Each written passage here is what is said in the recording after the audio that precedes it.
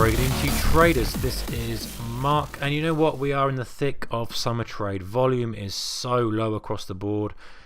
Ranges are so low. Just speaking to another trader a moment ago, and we're all feeling the fact that the range is low, the volume's quiet, and things just aren't moving. DAX has bounced off that 20 period moving average.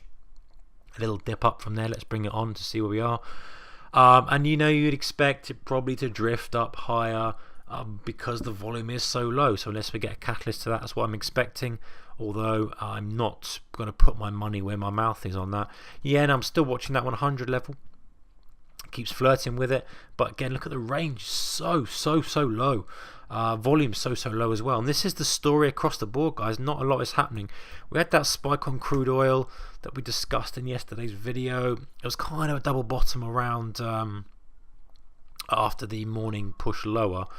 It's the first red day we had after the good move. We talked the first red day looking to be a buyer. So what do we get? Well, you know what, this was a little bit lucky really, but there's your low in the morning, and we poked through the low and came back under, not by much, but just enough to trigger that kind of action. The pattern, which reminded the pattern I talked about, was this kind of thing. Push, a test that fails and then rips to highs. Sometimes you just, this sort of thing happens, and if you're on the right side of it, then that's great. So that was crude oil, a little bit of movement on there, and it's holding at highs, so you'd probably expect it to retest that 49 level, if not even have a little play at the 50.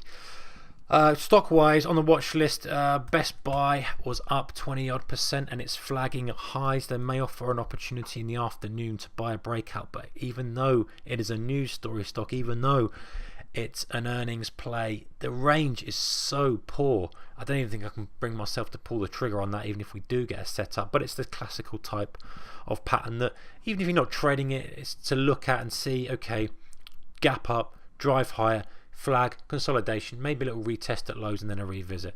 So I'll see if that plays out, but I won't be trading that. Momo, another one that's flagged up on my watch list. The interesting thing about this is I'm not familiar with the company. I believe it's an information technology company, but there's a massive short float on this, and we've come up from 10 to 20 in not a lot of time. We're at all-time highs now, so shorts are going to be twitching on this. Would I chase it here? No, I don't like to chase anything really. Let's look at a 5, but we're getting that sort of pattern. I'd probably want to see this dip down first and do some work to the downside before having another go to the upside, because it's been so strong. And if you miss it, you miss it. But this tends to be the pattern you get when shorts are trapped in the trade.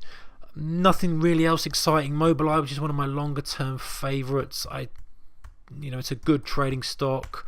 There's a bit of maybe a long-term trading thesis on it, but it doesn't really matter. It's got quite a big short flow, not massive, but it's gone from 25 to 50. Struggling with that high today, but to be fair to it, let's give it some credit. It's gapped up and it's just failed very slightly, so it's on my watch list, but I'm really trading lightly. We've got 2 weeks I think until things start to kick off again, so I've got the lines in the sand with the yen, looking at some other things as they come up, but really not interested in being stuck in front of the screens. More interested in just monitoring things and just getting prepared and ready for the volatility pickup that we'll get. Crude, I believe, is speaking either tonight or tomorrow, so we'll see what happens with the yen. I won't be setting alerts for this time, but I'll have a look and see what happens the next day and see what the consequences were of his comments or whatever he's up to, which should be interesting. Okay guys, take care. I shall see you tomorrow.